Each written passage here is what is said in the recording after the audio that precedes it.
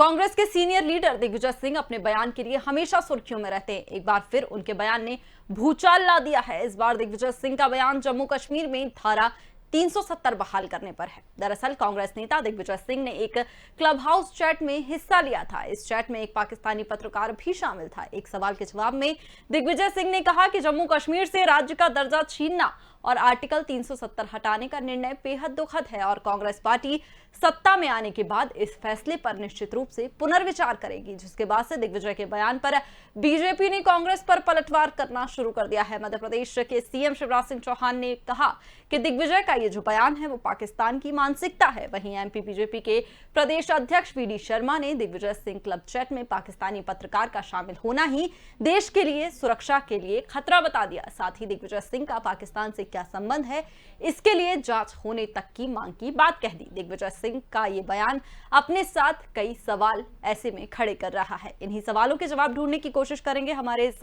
खास प्रोग्राम पाक को मौका, देश को धोखा में। लेकिन उससे पहले ये report.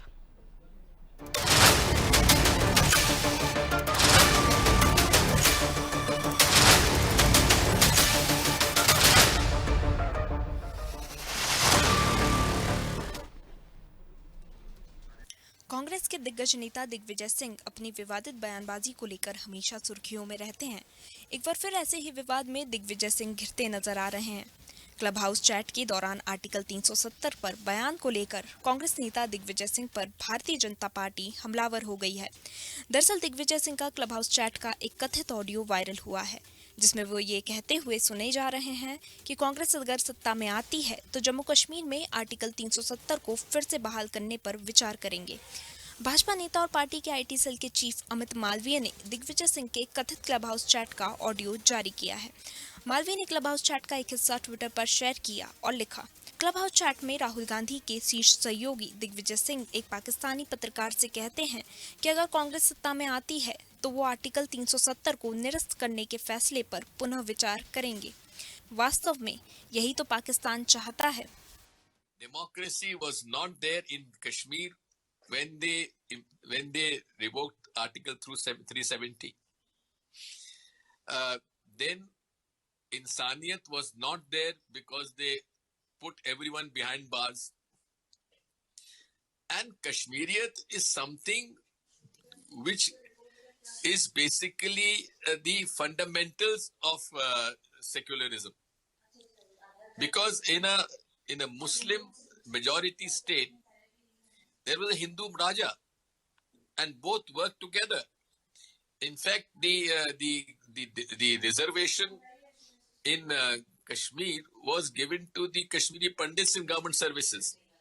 So therefore, the decision of revoking Article 370 and reducing the statehood of J&K is extremely, I would say, sad decision. And the Congress party would certainly have to have a relook on this issue. इधर भाजपा दिग्विजय सिंह के इस audio chat को लेकर हमलावर है। संबित पात्रा ने दिग्विजय सिंह को राष्ट्र विरोधी बताया। उन्होंने कहा कि कांग्रेस राष्ट्र विरोधियों का क्लब हाउस है। तो वहीं मध्य प्रदेश के मुख्यमंत्री शिवराज सिंह चौहान ने कहा कि कांग्रेस ही थी जिसने कश्मीर में धारा 370 लगाने का पाप किया था। कांग्रेस का हाथ पाकिस्तानियों के साथ है। साथ ही एमपी बीजेपी अध्यक्ष वीडी शर्मा ने इसे देश की एकता और अखंडता के लिए खतरा बताया।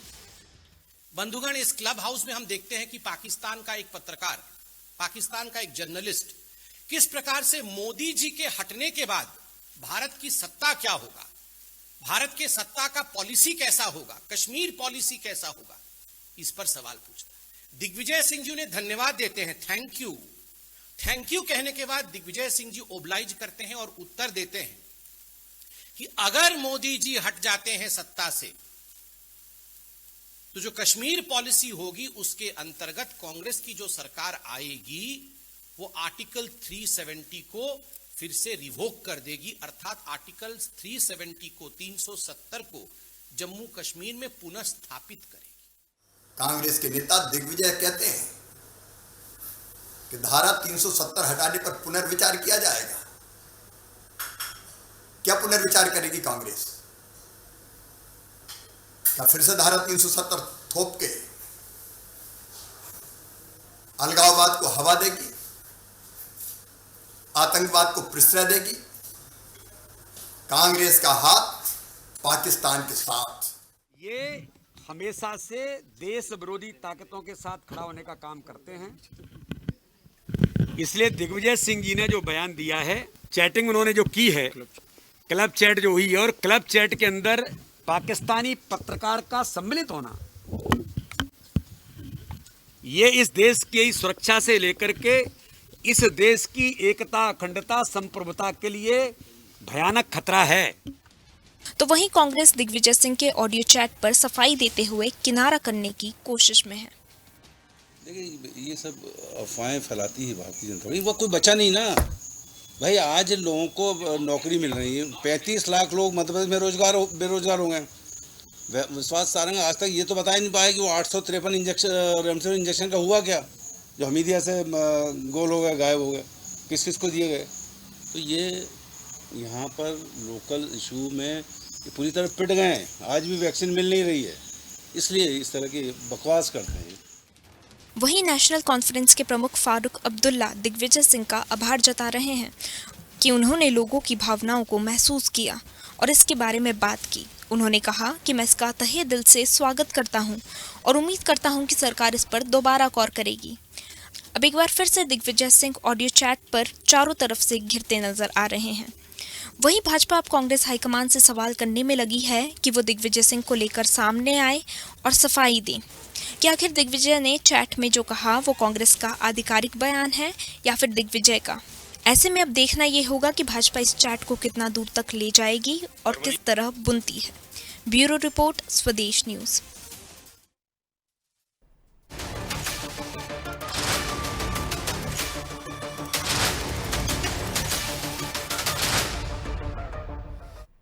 तो कांग्रेस के वरिष्ठ नेता दिग्विजय सिंह ने एक बार फिर से विवादित बयान दिया है। उन्होंने अपने विवादित बयान देते हुए अपने पुराने रिकॉर्ड को कायम रखा है। पाकिस्तान की भाषा बोली है। भारतीय जनता पार्टी भी लगातार आरोप लगा रही है, क्योंकि दिग्विजय सिंह की तरफ से ऐसे बयान लगातार दिए जा रहे हैं। कांग्रेस नेताओं की तरफ से ये जो बयान दिए जा रहे हैं वो कई सवाल अपने साथ खड़े करते हैं। इन्हीं सवालों के जवाब ढूंढने की कोशिश करेंगे। हमारे साथ नेहा शालिनी दुआ मौजूद हैं, राष्ट्रीय प्रवक्ता हैं बीजेपी की। वहीं अश्विनी हांडा, जनरल सेक्रेटरी कांग्रेस जम्मू कश्मीर हमारे साथ मौजूद हैं। संदीप पौराणिक, वरिष्ठ पत्रकार भी हमारे साथ मौजूद हैं। बहुत बहुत स्वागत है आप तीनों का स्वदेश न्यूज में।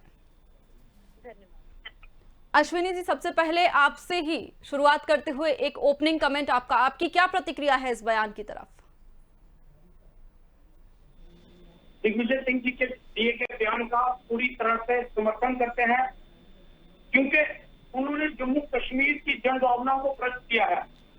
जो जन भावनाएं 370 हटाने के बाद जम्मू कश्मीर के लोगों को समझ में आ रही हैं, जिस तरीके से भारतीय जनता पार्टी ने प्रताड़ना की है जम्मू कश्मीर के लोगों के साथ।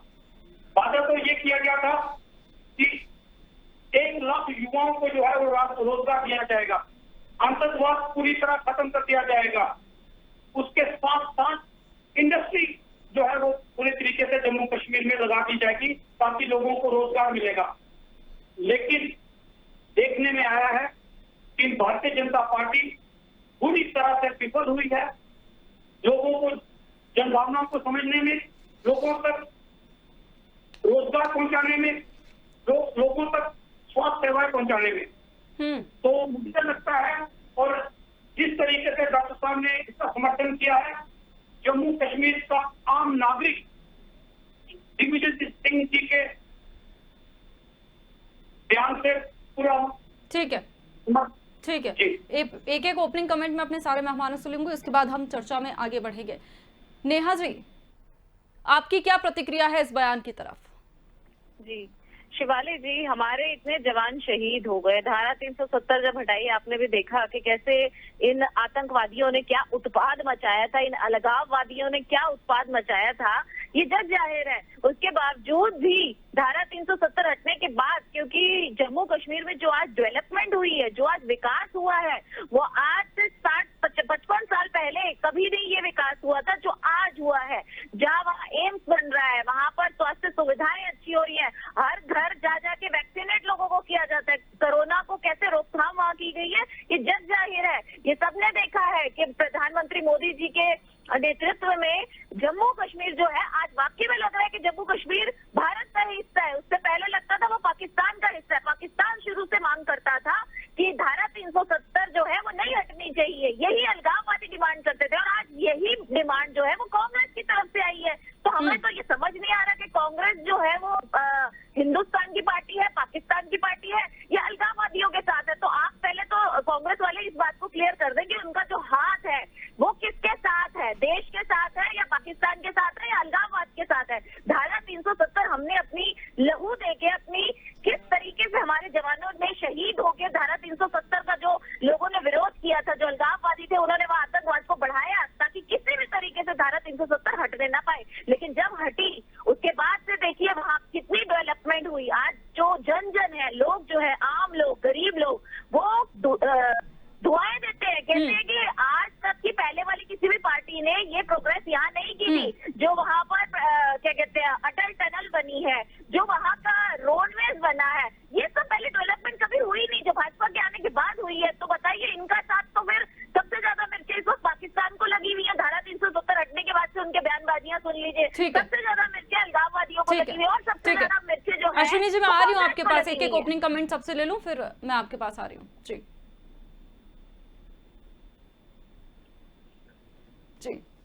ठीक है। संदीप जी, जिस तरह से लगातार कांग्रेस नेताओं की तरफ बयान दिए जा रहे हैं, आज धारा 370 के लिए ये जो बयान दिया गया है, क्या प्रतिक्रिया? सबसे पहले तो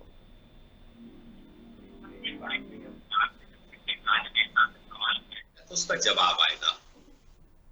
जो सवाल उनसे किया गया उसके आधार पर उन्होंने अपना जवाब दिया। दिग्विजय सिंह की जब हम बात करते हैं, कांग्रेस का स्टैंड शुरू से ये रहा है कि जो 370 धारा को खत्म किया गया है, उनकी मांग रही बहाली रहनी चाहिए। दिग्विजय सिंह ने जो पूरी बात कही, अगर जब हम पूरा सुनते हैं तो उन्होंने ये कहा है कि जब 370 को हटाया गया तो वहां पर लोकतांत्रिक व्यवस्थाओं का पालन नहीं किया गया, लोगों को हाउस अरेस्ट किया गया, तमाम बातें कही गई।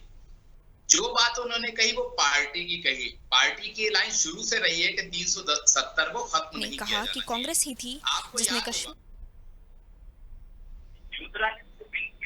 का समर्थन किया था मोदी सरकार के फैसले का। तो ज्योतिरादित्य सिंधिया के खिलाफ भी बातें आने लगी थी। कांग्रेस दो हिस्सों में बटी रही, अगर हम देखते हैं इस मामले पे। जहां तक दिग्विजय सिंह की बात आती है तो दिग्विजय सिंह की पहचान ही थोड़ा दूसरे तरह के नेता के तौर पर है। उनके जो बयान होते हैं वो विवाद पैदा कर देते हैं कई बार, और ये माना जाने लगता है कि दिग्विजय सिंह एक खास वर्ग का समर्थन भी करते हैं। उनके इस बयान से बात ठीक है कि कश्मीर के लोग, एक बड़ा वर्ग खुश हो सकता है, प्रसन्न हो सकता है, लेकिन राजनीतिक तौर पर अगर हम इसको देखें तो ये कहीं ना कहीं कांग्रेस के लिए नुकसान करने वाला बयान है दिग्विजय सिंह का, क्योंकि पार्टी दोराहे पे खड़ी हो गई है कि वो दिग्विजय सिंह के साथ जाए या जो संविधान ने या लोकसभा ने जिस चीज को मंजूरी दे दी, राष्ट्रपति ने मंजूरी दी, उसके साथ खड़ी हो। तो दिग्विजय सिंह के बयान ने कांग्रेस को दोराहे पर लाकर खड़ा करने का जरूर काम किया है। ले उनकी राय है, वो कहते हैं कि सब पुनर्विचार होना चाहिए, कोई फैसले की बात नहीं है। लेकिन साफ साफ कहा गया है कि पुनर्विचार करेगी अगर सत्ता में आती है कांग्रेस, तो बहाल करने के लिए 370। वही तो मैं कह रहा हूं कि सवाल किया गया, उसका दिग्विजय सिंह ने जवाब दिया कि पुनर्विचार किया जा सकता है। लेकिन बात महत्वपूर्ण यह है कि जब सवाल पूछा जाता है तो राजनेता अपनी बात कहता है, लेकिन दिग्विजय सिंह वो नेता हैं जिनकी पहचान एक खास वर्ग का समर्थक होने के तौर पर है। चाहे आप बाटला हाउस कांड ले लीजिए, चाहे आप सर्जिकल स्ट्राइक ले लीजिए, चाहे आप पुलवामा कांड ले लीजिए, चाहे जितने कांड ले लीजिए, बीजेपी के लिए कांग्रेस की ओर से दिग्विजय सिंह ने एक ऐसा हथियार दे दिया है जो आने वाले समय में उत्तर प्रदेश के चुनाव में एक बड़ा हथियार मिल गया है बीजेपी को। ठीक है, बिल्कुल हथियार दिया है और मौका। ठीक है, लगातार वो बोल रहे हैं कि भारतीय जनता पार्टी ने मेरे बयान समझ नहीं पाई, इंग्लिश में बयान दिया था, अंग्रेजी में बयान दिया तो वो समझ नहीं पाई। नेहा मैम, आपका क्या कहना है इस बारे में? तो बेचारे लोग हैं, हम तो बेचारे अनपढ़ हैं, सारी पढ़ी लिखी पार्टी, इटली पार्टी तो यही है, अमेरिकन और इटालियंस बैठे हुए हैं, ये हम तो वही देसी बंदे हैं। तो चलो कोई बात नहीं, हम देसी सही, हमको हिंदी अच्छी तरह समझ आती है। जो इंग्लिश जानते हैं उनसे ही पूछ लीजिए इसका क्या मतलब है इस बयान का, वही आपको बता देंगे इस बयान का क्या मतलब है। इस बयान का सीधा साधा मतलब है कि जब भी कभी देश में गलती से अगर कांग्रेस पार्टी आ जाती है तो वो 370 को दोबारा ले आएगी। तो अब देश समझ ले कि देश किसके साथ खड़ा है। देश कितना खुश हुआ था जब धारा 370 प्रधानमंत्री जी के द्वारा हटाई गई थी। गृह मंत्री जी ने इस पर कितनी कोशिशें करी और जब ये बहाल हुई, मतलब आज जो है कांग्रेस चाहती है कि जैसे ही हम जिस दिन भी आएंगे हम ये कर देंगे। तो हमें तो डर है कि कहीं ये राम मंदिर भी न तोड़वा दे, क्योंकि जब आते हैं देश के विरोधी आएंगे, ये हमेशा हिंदुत्व के विरोधी, देश विरोधी और सारी वो गतिविधियां करते हैं जो देश को नहीं पसंद, जो देश के आम नागरिक को नहीं, सिर्फ कुछ खास चुनिंदा लोगों को पसंद है, अलगाववादियों को पसंद है, वो काम ये कांग्रेस करती है। ठीक है अश्विनी जी, जवाब दीजिए, देश विरोधी बयान क्यों लगातार दिए जा रहे हैं? मुझे लगता है कि भाजपा जीडीपी से ज्यादा टीआरपी में विश्वास रखती है। इसमें भाजपा को टीआरपी मिलेगी, भाजपा वो काम करेगी, जीडीपी पे कोई काम नहीं हो रहा है। जिस तरीके से जीडीपी की हालत, अरे सर लेकिन टीआरपी का मौका भी तो भारतीय जनता पार्टी को आपने दिया है। इसीलिए तो मैं मैडम आपसे कह रहा हूँ कि भारतीय जनता पार्टी जीडीपी से ज्यादा महत्व टीआरपी को देती है। जहाँ से उसको टीआरपी मिलेगी, आज आप देख लीजिए इनके जो न्यूज और मीडिया चैनल्स है और इनका अपना मीडिया आईटी सेल है, वो तो इसी में लग गया है कि इस बयान को कैसे घुमाया जाए और ज्यादा से ज्यादा पब्लिसिटी की जाए। लेकिन अरे आपका भी तो है। लेकिन मैं आपसे पूछना चाहता हूँ, भारतीय जनता पार्टी से पूछना चाहता हूँ कि भारतीय जनता पार्टी के लोगों ने कितनी शहादत दी है कश्मीर को बचाने के लिए। पिछले 30 सालों में 7,000 राजनीतिक जो कार्यकर्ता थे उन्होंने अपनी शहादत दी। मैं भाजपा से पूछना चाहता हूँ कि भाजपा के 2019 के बाद जो आंकड़े आए हैं वो अलग है, लेकिन उससे पहले भाजपा के कितने लोग शहीद हुए कश्मीर के लिए वो मुझे बता दें। लेकिन इनके पास कोई उत्तर नहीं है। ये श्यामा प्रसाद मुखर्जी के बैठे हुए हैं, ये सिर्फ श्यामा प्रसाद मुखर्जी की एक शहादत को लेकर कश्मीर में।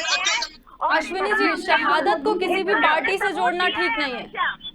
किसी की भी शहादत को किसी भी पार्टी से जोड़कर देखना बिल्कुल सही नहीं। जम्मू कश्मीर आज आप इस तरह की बातें करते कि 370 हटा देंगे, राम काल्पनिक थे, तो ये हमने तो नहीं कहा ना, ये तो आपके नेता बयानबाजी दे रहे, तो इसमें हमें आना क्यों का क्या कसूर है? आप लोग ऐसी बयानबाजी मत कीजिए कि हम आपको पॉइंट आउट कर सके। बताइए, देश आपसे पूछ रहा है। अश्विनी जी, बयान आपके नेता दें, बयान आपकी पार्टी के नेता दें, ठीक रहा आप मीडिया पर फोड़ दें। भाजपा ने कश्मीर के लिए कितनी शहादत दी है ये पूछना चाहता हूँ। अभी जो पुलवामा हुआ, 40 मैं बता रहा हूँ कि 40 जो शहीद हुए हमारे जवान, उसके ऊपर आज तक इंक्वायरी का पूरा देश को क्यों नहीं बताया गया कि इसके ऊपर क्या। हालांकि अश्विनी जी, मैं चाहती थी कि मैं इस मुद्दे को ना छेड़ूं और आपको थोड़ी सांस लेने दूं, पर आपने खुद ही जिक्र कर दिया है। तो सर्जिकल स्ट्राइक पर सवाल उठाने वाला कौन था? पेड़ गिरे ये किसने कहा? और आर्मी को गली का गुंडा किसने कहा? ये भी बता दीजिए। चीज करने की थी कश्मीर के अंदर, आज अटैक हुआ सीआरपीएफ के, हमारे देश के जवान मारे जा रहे हैं, लेकिन भारतीय जनता पार्टी के लोग और खासकर प्रधानमंत्री उन पर संवेदना तक नहीं। कौन है उसका जिम्मेदार? अश्विनी जी, कौन है उसका जिम्मेदार? जो आतंकवादी हमले हुए हैं, आज भी जो हमला हुआ है जम्मू कश्मीर में, उसका जिम्मेदार कौन है? उसके जिम्मेदार ये अलगाववादी और कांग्रेसवादी लोग हैं, क्योंकि सीधी सादी सी बात है, हम तो देश हित की बात करते हैं। जब से भाजपा आई है तब से राज्यों के अंदर आतंकवाद बंद हो गया है, राज्यों में आतंकवादी नहीं घुस पाते। लेकिन हाँ ठीक है, हमारे जवान जो है वो शहीद हो रहे हैं, लेकिन वो ड्यूटी करते हुए, वो इनके मंसूबों को कैंसिल करते हुए, मतलब निश्चय नाबूद करते हुए शहीद हो रहे हैं। आज कोई भी मासूम सिविलियन नहीं मर रहा, ये सबसे बड़ी बात है, ये सबसे खास बात है जो ध्यान रखनी चाहिए कांग्रेस को। कि दिल्ली में दंगे होते थे, दिल्ली के अंदर बॉम्ब ब्लास्ट होते थे, दिल्ली में बहुत बार हुए, सरोजनी नगर में जो बॉम्ब ब्लास्ट हुआ भूल गया कांग्रेस, और जो यहाँ बॉम्बे में बॉम्ब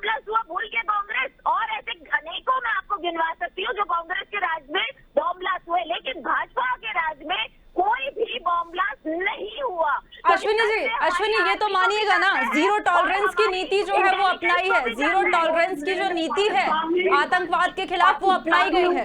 आंकड़े बताते हैं कम हुए हैं आतंकवादी हमले जितने भी हैं। इन लोगों का आतंकवादियों के लिए सॉफ्ट कॉर्नर है, जो हमारा नहीं है। हमारा जीरो टॉलरेंस है, इनका सॉफ्ट कॉर्नर है। अफजल गुरु को फांसी किसने दी?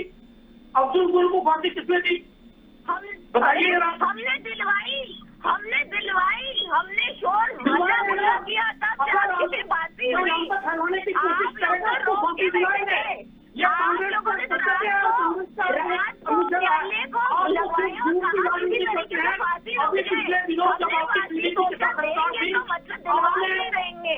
आपने पकड़वाने को छोड़ा, हमेशा से आतंकवादियों भारतीय जनता पार्टी ने किया। और एक विशेष वर्ग के लोगों के लिए, अलगाववादियों के लिए आपका सॉफ्ट कॉर्नर जो है वो सारी जनता को दिखता है। हमारा जीरो टॉलरेंस है कि हमारा अलगाववाद के लिए कोई सॉफ्ट कॉर्नर नहीं है।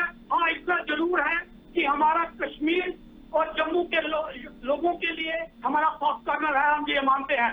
और हम इस तरह की गतिविधि नहीं करेंगे कि हर किसी को नजर करेंगे। खुश है, अगर आपका उनके लिए सॉफ्ट कॉर्नर है तो जम्मू कश्मीर के लोग तो खुश है धारा 370 हटने में। अलगाववादी दुखी है, पाकिस्तानी दुखी है, पीडीपी दुखी है, फारूक अब्दुल्ला दुखी है, लेकिन आम जनता तो खुश है। आम जनता तो बहुत खुश है। कैसी बातें कर रहे हैं आप जी? अरे आप कैसी बातें कर रहे हैं? जम्मू कश्मीर की जनता तो बहुत खुश है 370 हटने में। अश्विनी जी, ये सवाल किसी जम्मू कश्मीर के, ये सवाल जो है वो पाकिस्तानी पत्रकार के, ये जवाब जो है पाकिस्तानी पत्रकार के सवाल पर दिया गया है। और मेरे सारे जो नाम के दादके हैं वो सारे जम्मू कश्मीर के हैं। वो लोग तो इतने खुश है धारा 370 हटने पे। मैं खुद एक कश्मीरी पंडित फैमिली में पैदा हुई और शादी मेरी पंजाबी में हुई है, लेकिन हम बहुत खुश है धारा 370 हटने पे। हम बहुत खुश है। आप आम जनता की बात करते ना, हम आम जनता है, हम बहुत खुश है धारा 370 हटने में। अलगाववादी दुखी है, अलगाववादी दुखी है, आप लोग दुखी है, पीडीपी दुखी है, पाकिस्तान दुखी है। प्रधान है, उसको पप्पू क्या बुला रहे हैं लोग? जम्मू का पप्पू क्या बुला रहे हैं? इसलिए बुला रहे हैं क्योंकि पिछले अश्विनी जी व्यक्तिगत टिप्पणी ना करें, इस तरह की भाषा का इस्तेमाल ना करें डिबेट में। खैर, मैं संदीप जी से सवाल ले लूं, बहुत देर से मैंने उनसे कोई सवाल नहीं लिया है। संदीप जी, जिस तरह से ये जो बड़बोलापन, ये जो बड़बोले बयान जो लगातार दिए जा रहे हैं, उनका क्या? विकास कार्यों की बात, ऐसा नहीं है कि जम्मू कश्मीर में कोई विकास कार्य नहीं हुआ है या घाटी में कोई बदलाव नजर नहीं आए हैं, उन पर कोई क्यों नहीं बात कर रहा? राजनीति का हिस्सा रहा है, कोई भी राजनीतिक दल रहा हो। कांग्रेस ने कश्मीर को अपने तरह से मुद्दा बनाया, बीजेपी ने अपने तरह से मुद्दा बनाया। जहां तक दिग्विजय सिंह जी के बयान का बात है तो ये भारतीय अस्मिता से जुड़ गई है बात। कुल मिलाकर के बीजेपी ने 370 को खत्म किया और उसने ये कहा कि हम वहां का नक्शा बदल देंगे, हालात बदल देंगे, अलगाववादी उनको खत्म कर देंगे, शांति आ जाएगी, दुनिया बदल जाएगी। वास्तविकता क्या है, ये कई सवाल उठे हैं, कई लोगों ने अपने अपने तरह से सवाल उठाए हैं। क्योंकि मीडिया की जो रिपोर्ट्स आती हैं वो दो पक्ष की आती हैं, अलग अलग रिपोर्ट्स आती हैं, तो हम लोग इतनी दूर बैठे हुए हैं उसका विश्लेषण बेहतर तरीके से निष्पक्ष होकर नहीं कर सकते। लेकिन हाँ, इतना जरूर है कि कश्मीर हमारा बड़ा हिस्सा है, हमारे देश का हिस्सा है वो, और आज की तारीख में वो अस्मिता से जुड़ गया है। दिग्विजय सिंह के सवाल ने एक नई बहस को जन्म दे दिया है और पूरी तरह मुझे ऐसा लगता है कि इस मसले पर कांग्रेस घिर गई है।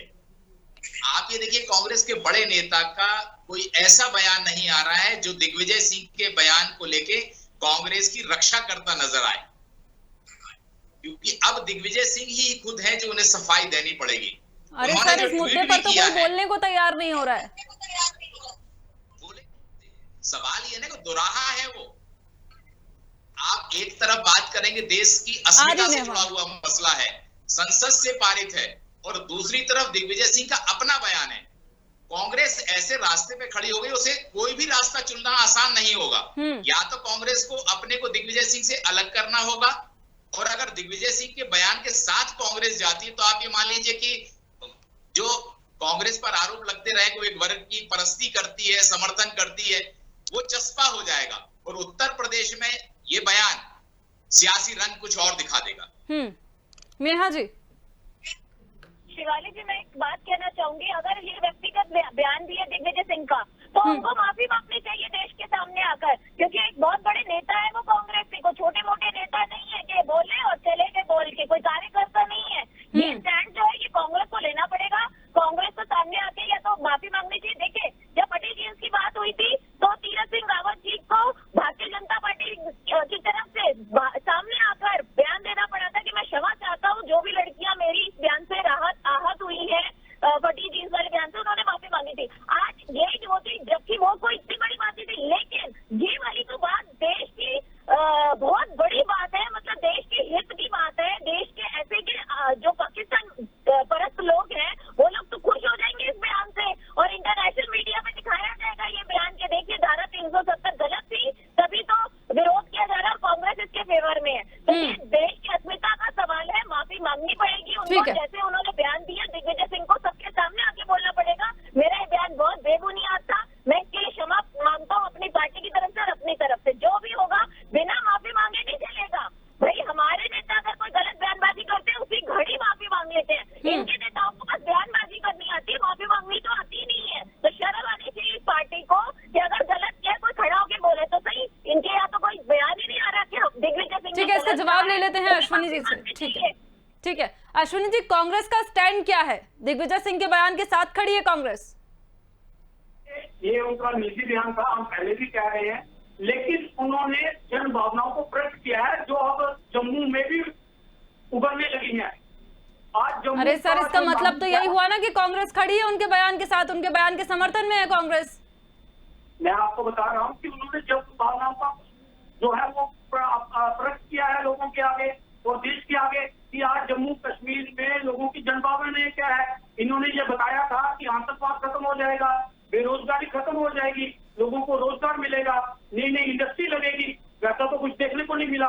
उल्टा आज देश के जम्मू के अंदर शराब के ठेके जो है वो मोहल्लों में खोले जा रहे हैं। आज माइनिंग माफिया जो है वो पूरी तरह से जम्मू को निचोड़ रहा है, उनका खून चूस रहा है।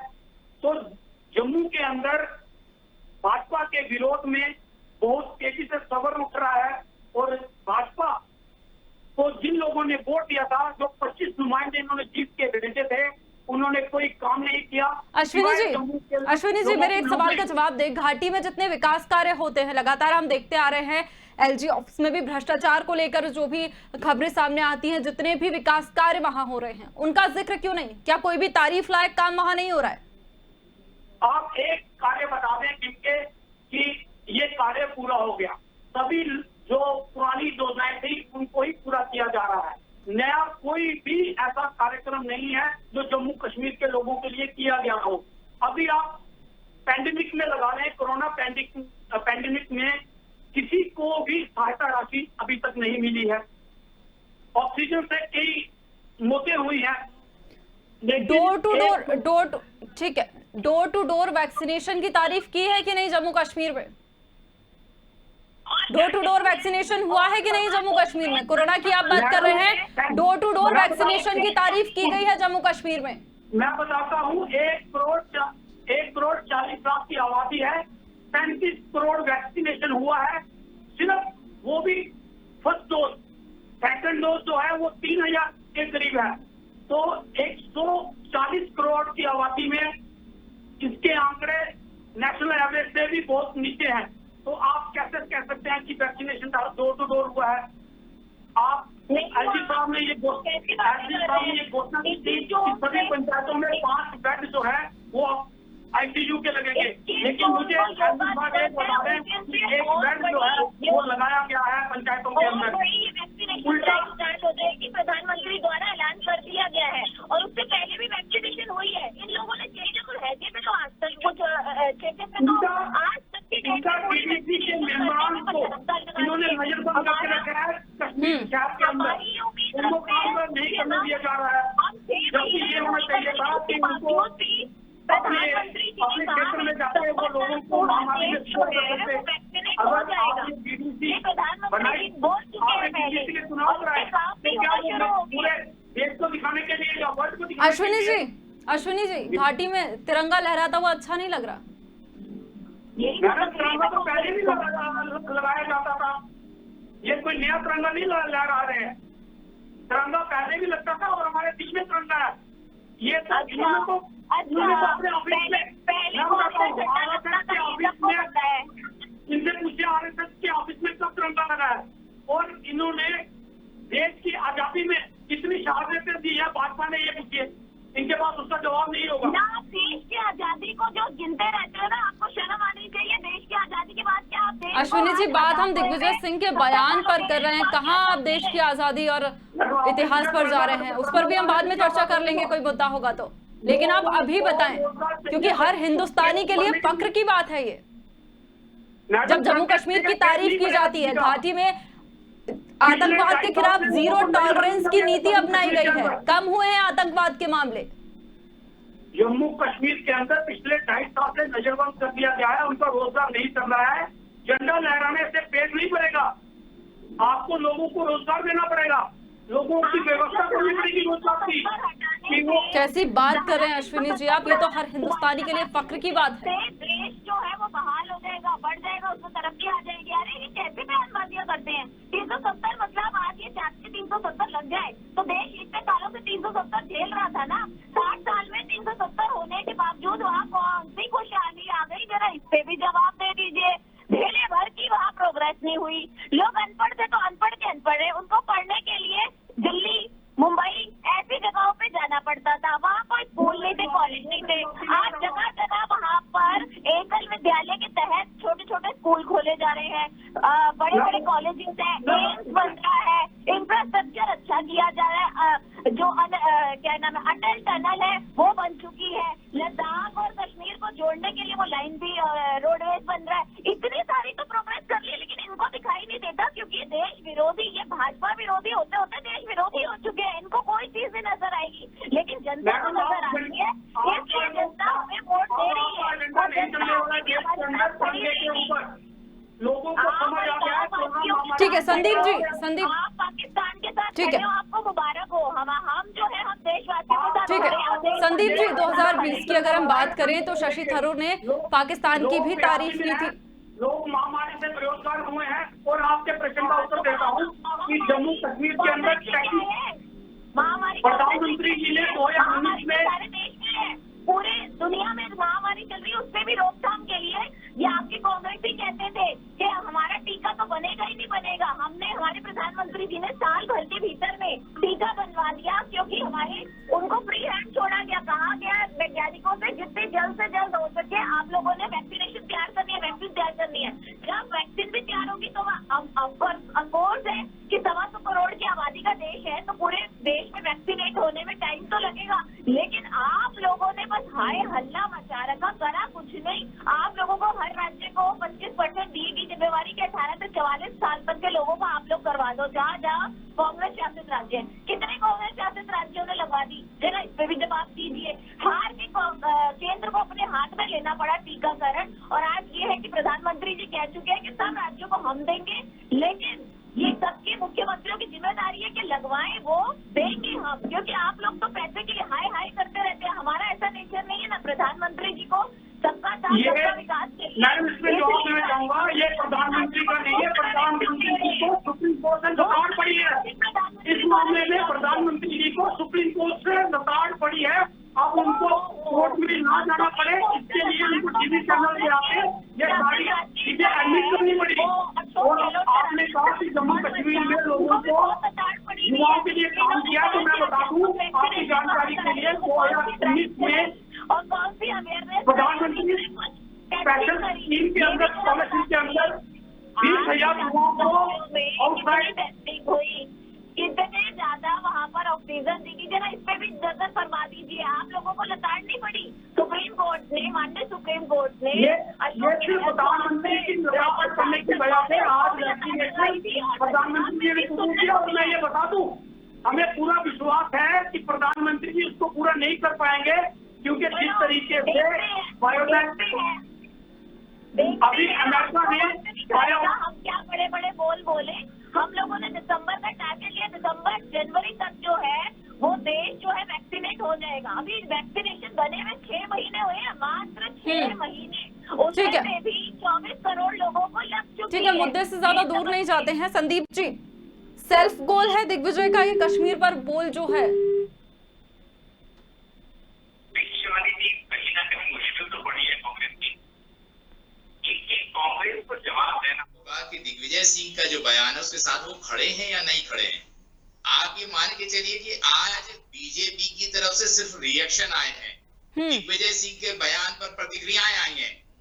आने वाले दिनों में बीजेपी आंदोलन का भी रास्ता चुन ले दिग्विजय सिंह के खिलाफ तो बड़ी बात नहीं होगी। और बीजेपी के लिए इस समय में जब कोरोना है, महंगाई के मुद्दे चल रहे हैं, दीगर मसले चल रहे हैं, उसमें दिग्विजय सिंह ने एक ऐसा हथियार दे दिया है जिसका उपयोग बीजेपी अपने मन चाहे तरीके से कर सकती है। इसे आप सेल्फ गोल भी कह सकती है कांग्रेस के लिए दिग्विजय सिंह का। बिल्कुल अश्विनी जी, वैसे ही तो हालात ज्यादा ठीक नहीं है कुछ पार्टी के, संगठन मजबूत हो नहीं पा रहा है, नेतृत्व में बदलाव हो नहीं पा रहा है, राजस्थान पंजाब हर जगह कला मची हुई है। ऐसे में ऐसे बयान क्यों दे रहे हैं? क्यों पार्टी को, भारतीय जनता पार्टी को मौका दे रहे हैं आप लोग बोलने का?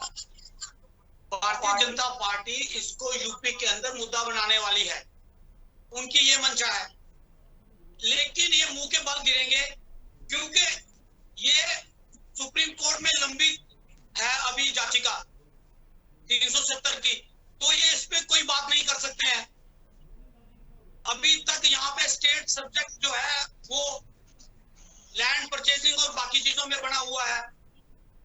तो भारतीय जनता पार्टी क्लियर करे कि अगर उन्होंने 370 हटाया तो उससे जम्मू कश्मीर के लोगों को फायदा क्या हुआ। अगर इसको मुद्दा बनाते हैं तो कांग्रेस पार्टी भी तैयार है इसको मुद्दा बनाने के लिए। यूपी के अंदर अगर ये बाकी स्टेट में इसको मुद्दा बनाएंगे तो कांग्रेस भी इसका पूरी जोर शोर से विरोध करेगी और ये समझाएगी लोगों को कि भारतीय जनता पार्टी सिर्फ और सिर्फ झूठ की राजनीति करती है, उसके अलावा इनके पास कुछ नहीं है। यूपी के अंदर आज बताने के लिए इनको कुछ नहीं है सिवाय जिस तरीके से। अरे लेकिन अश्विनी जी, समझाने का वक्त तो अभी है ना, अभी बयान दिया है, कहाँ आप बात की बात कर रहे हैं? वही कहने चाहता हूँ कि अगर भारतीय जनता पार्टी को लगता है कि ये मुद्दा बनाएंगे तो हम उसके लिए तैयार हैं, क्योंकि देश भी जानना चाहता है कि भाजपा ने 370 हटा के। लेकिन आप ये नहीं मानेंगे कि ये जो बयान है वो गलत था? देखिए, हम आपसे पहले भी कह रहे हैं कि ये इसका निजी बयान है, लेकिन जम्मू कश्मीर के लोगों की ये जन भावनाएं हैं जो उन्होंने प्रकट की हैं। ये सच्चाई है कि आज अगर जम्मू कश्मीर के लोगों की जन भावना ये है तो फिर ये बयान निजी कैसे हो गया अश्विनी जी? देखिए, वही बता रहा हूँ कि ये जन भावनाएं आज उभरी हैं देश के अंदर और खासकर जम्मू कश्मीर के अंदर।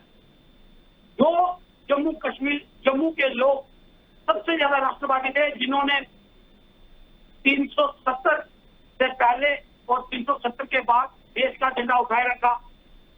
1947 से देश का झंडा उठाए रखा। उन लोगों के साथ इन्होंने 370 हटा के इस तरह का व्यवहार किया है कि आज लोग परेशान हैं इनकी नीतियों से, इनके कार्यक्रमों से। आज लोगों के पास रोजगार नहीं है। आज मेरा 10 लाख जो युवा है पीएचडी और अन्य स्नातक करके बेकार बैठा हुआ है घरों में, उनको कोई नौकरी नहीं है, किसी प्रकार का इनका कोई भी नीति नहीं है कि उनको कैसे एडजस्ट किया जाएगा, उनको कैसे रोजगार दिया जाएगा। और ये झूठ फैलाना देश के अंदर कि कांग्रेस जो है वो पाकिस्तान की बोली बोलती है, हम इसकी निंदा करते हैं। कांग्रेस संदीप जी, जिस तरह से जीरो टॉलरेंस की जो नीति है जिसकी हम लगातार बात कर रहे हैं, क्योंकि आतंकवाद का मुद्दा बेहद अहम था, जीरो टॉलरेंस की नीति अपनाई गई, आतंकवाद के जो भी घटनाएं हुई उसमें कमी भी आई है। आंकड़ों की हम देखें तो, आंकड़ों की अगर हम बात करें तो ऐसे में जो तमाम विकास कार्य हैं उनका जिक्र न करके 2 साल पहले हटाई गई 370 का जिक्र आज क्यों?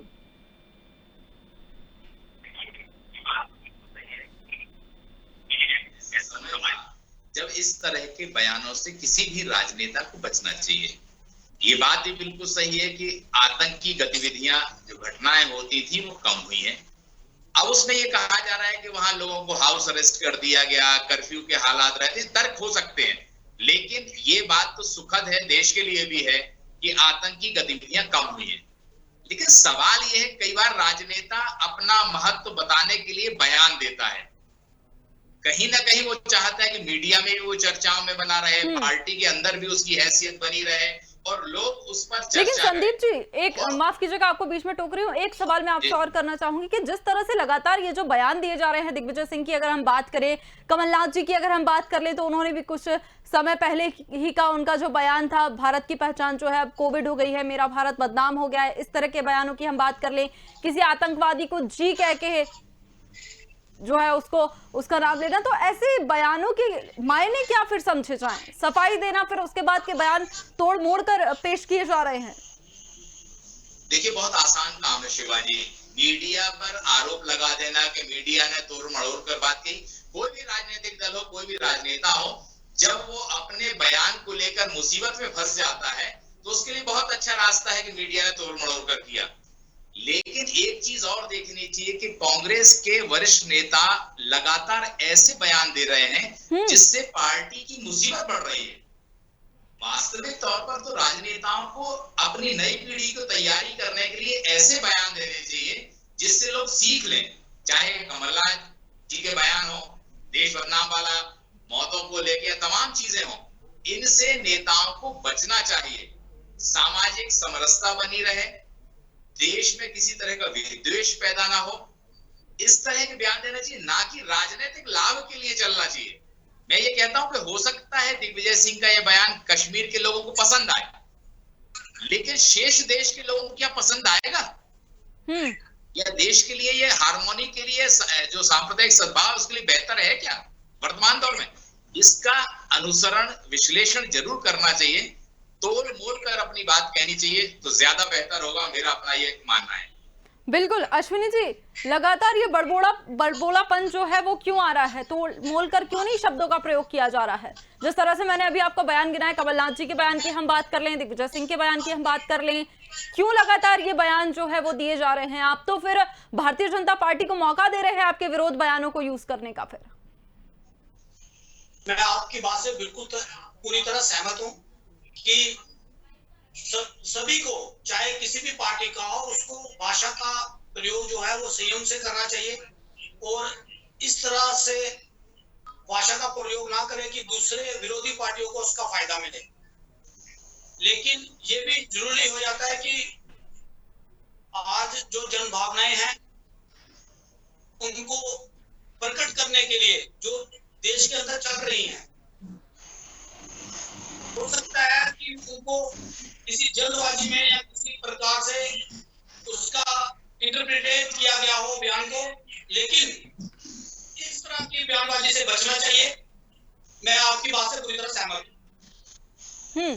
तो मतलब आप मानते हैं कि कांग्रेस पार्टी इस स्टैंड पे नहीं है, दिग्विजय सिंह के बयान का कांग्रेस पार्टी समर्थन नहीं करती? मैंने आपको पहले बोला है कि आप मेरे मुंह में शब्द डालना चाहते हैं कि मैं ये कहूं कि बयान गलत था। मैंने ये कहा कि ये बयान जो है वो जन भावनाओं को देखते हुए दिया गया है दिग्विजय सिंह जी द्वारा, और ये सच्चाई है आज जम्मू कश्मीर के लोगों की कि जम्मू कश्मीर के लोग। लेकिन भारतीय जनता पार्टी आरोप लगा रही है पाकिस्तान की भाषा बोल रहे हैं, कांग्रेस जो है पाकिस्तान की भाषा बोल रही है। देखिए मैम, भारतीय जनता पार्टी के पास आज बेचने के लिए कुछ भी नहीं है, तो वो चाह रही है कि उनके हाथ एक ऐसा बयान लग गया है जिससे वो फिर सत्ता में वापस आ सकते हैं, जहां उसको कुछ फायदा मिल सकता है। लेकिन यही चीजें करके आज लोगों को पता चल गया कि भारतीय जनता पार्टी की नींव जो है वो सिर्फ और सिर्फ झूठ पे टिकी हुई है, वो आपको देखने को मिल गई कोरोना महामारी के मैनेजमेंट। सर लेकिन बयान तो है जो कांग्रेस नेता दे रहे हैं ना, भारतीय जनता पार्टी को तो इसका फायदा होगा। नहीं, ऐसा बयान देंगे तो जरूर फायदा होगा, मैं तो आपकी बात से सहमत हूँ, लेकिन जम्मू कश्मीर में आप देखिए ना, इस वक्त जो सबसे जरूरी बात है कि हम लोग जो है वो बेरोजगार हो चुके हैं।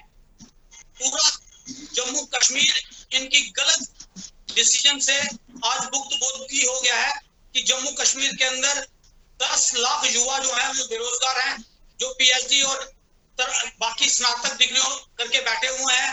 उसके अलावा तकरीबन 50,000 ऐसे बच्चे हैं जो 10th और 12th किए हुए हैं, वो सब बेरोजगारी से ग्रस्त हैं।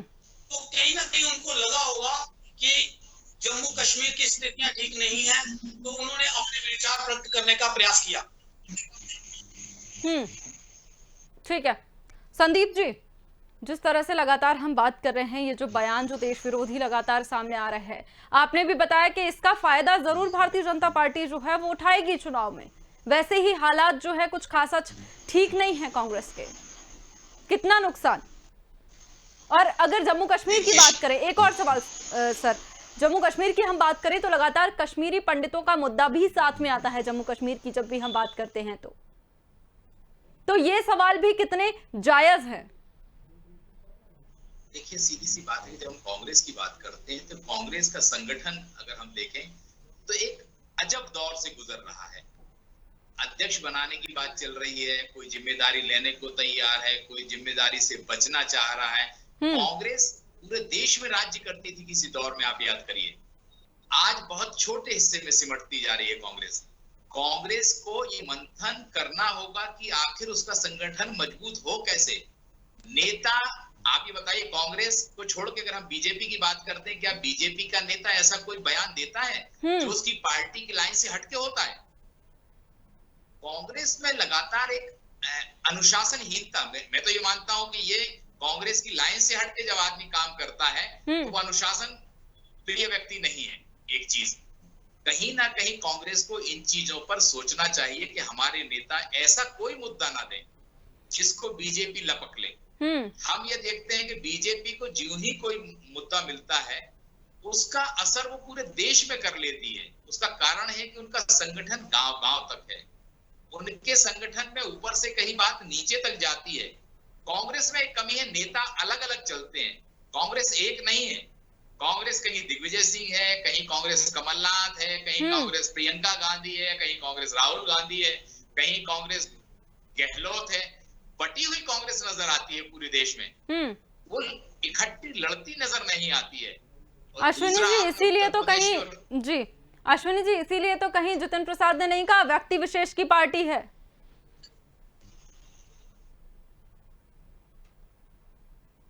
मैं हमारे विश्व पत्रकार से पूरी तरह सहमत हूं। कहीं ना कहीं पार्टी डिसिप्लिन की कमी है, उसकी वजह पार्टी का अध्यक्ष ना होना और फुल टाइम ना होना, तो उस पर संज्ञान चल रहा है। इसके संज्ञान लिया जाएगा, महीने के अंदर जो है वो अध्यक्ष चुन लिया जाएगा। और जिस तरीके से पत्रकार हमारे जो हमारे मित्र हैं उन्होंने ये कहा कि कब अश्विनी जी किस चीज का इंतजार है? जो फुटबॉल है आईसीसी की वो तो इधर से उधर ही घूम रही है।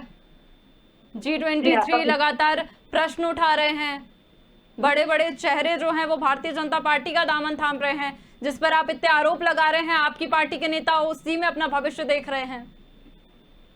भारतीय जनता पार्टी के साथ अब सत्ता पाने के लिए कांग्रेस ही बचे हैं, क्योंकि भारतीय जनता, इससे स्पष्ट हो जाता है कि भारतीय जनता पार्टी के पास अपना कैडर नहीं है और वो बाहर से प्लांट हो रहा है। और हमारे इस तरह के नेता को किसी भी प्रलोभन के अंदर वो लाकर चेहरा बनाते हैं और उसको फेल करते हैं। भारतीय जनता पार्टी के पास ना तो कोई नीति है, ना ही कोई ऐसा चेहरा बचा है कि जो अब वो जिससे सत्ता पा सके। जहां देखा गया है कि योगी आदित्यनाथ ने प्रधानमंत्री जी को चैलेंज कर दिया और प्रधानमंत्री जी को यह दिखाना पड़ा कि योगी जी को उन्होंने 2 घंटे क्लास लगाई। तो ये सभी पार्टियों में होता है ये खाली भारतीय कांग्रेस में नहीं है, ये भारतीय जनता पार्टी में भी ऐसी फूट है। लेकिन प्रश्न ये है कि जो कांग्रेस का कोई प्रवक्ता, जब कोई नेता ऐसी बात बोल देता है तो उसको मीडिया में पूरी तरह से प्रचारित किया जाता है। अरे सर, अगर आप ये सोचे कि आप लोगों के देश विरोधी बयान के साथ खड़े हो जाएं तो ऐसा नहीं हो सकता ना। इसमें देश विरोधी कहां से आ गए? हम देश के अंदर की बात कर रहे हैं, हम 370 की बात कर रहे हैं। 370 जो था वो महाराजा का दिया हुआ था, तो हम पाकिस्तान में कहाँ 370 लगा हुआ है? हमारे पास वाले एडजॉइनिंग जो राज्य हैं वो हिमाचल है, उसमें 370 है। तो ये कहना कि 370 की बात की तो पाकिस्तान हो गया। पाकिस्तान में तो बताइए कि पाकिस्तान में कौन सी उनके डिस्ट्रिक्ट में या स्टेट में 370 लगा हुआ है? ये तो हमें जम्मू कश्मीर के लोगों को, जब हम विलय के लिए तैयार नहीं थे हमारे राजा, तो उन्होंने एक शर्त रखी थी हिंदुस्तान के हुक्मरान के आगे कि जब तक 370 नहीं होगा, जब तक बाहरी लोग यहाँ पे नहीं आएंगे, जब तक उनको रोका नहीं जाएगा, तो इस स्टेट की डेमोग्राफी खराब हो जाएगी। क्योंकि एक मुस्लिम बहुल होने के बावजूद 370 था। उसका ये मतलब था कि बाहर से लोग ना आए, और पंजाब और अदर स्टेट से लोग आते हैं, यहाँ पे काम करते हैं और यहीं पे बच जाते हैं, जिससे डेमोग्राफी खराब होने का आशंका बनी रहती थी। लेकिन ये महाराज ने तब किया, ये 1926 में किया गया था 370। ये आज का 370 नहीं है, ये महाराज का दिया हुआ है। और इसको ये कहना कि 370 की बात कर रहे हैं तो वो पाकिस्तानी है। मैं तो ये कह रहा हूँ कि जो 370 को नकार रहे हैं पाकिस्तानी, तो वो है। बिल्कुल ठीक है, लेकिन अगर थोड़े विकास कार्यों की भी बात इस वक्त हो जाती तो ज्यादा सही रहता और जनता को भी खुशी मिलती। बहुत बहुत धन्यवाद आप दोनों का हमारे साथ इस चर्चा में शामिल होने के लिए। तो कश्मीर की वादी तो बदल रही है, विकास कार्य भी हो रहे हैं। हालांकि सरकार के सामने चुनौती ये भी है कि वहां की स्थानीय जनता का दिल कैसे जीता जाए, जिसके लिए लगातार कवायद भी जारी है। ऐसे में सवाल यही कि केंद्र सरकार ने जब 5 अगस्त 2019 को जम्मू कश्मीर में आर्टिकल 370 को समाप्त कर दिया, आगामी 5 अगस्त को इस फैसले के 2 साल पूरे भी हो जाएंगे। ऐसे में आज भी 370 पर ही अटक कर क्यों रह गई है कांग्रेस नेता? ऐसे बड़बोले बयानों का क्या मतलब है? फिलहाल देखते रहिए स्वदेश न्यूज। मुझे दीजिए इजाजत, नमस्कार।